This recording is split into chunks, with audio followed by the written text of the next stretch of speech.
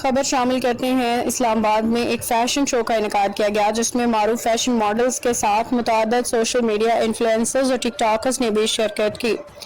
तकरीब में मुख्तलिफ डिज़ाइनर्स के मलबूसात पेश किए गए। शरकत ने रेम्प वॉक के जरिए नए फैशन कलेक्शन की नुमाइश की। इस तकरीब की तस्वीर और वीडियोज सोशल मीडिया पर वायरल होने के बाद मुख्तलिफ हलकों की जानिब से मिला जुला ردعمل सामने आया। बाज़ अफराद ने इसे फैशन इंडस्ट्री की सरगर्मी करार दिया।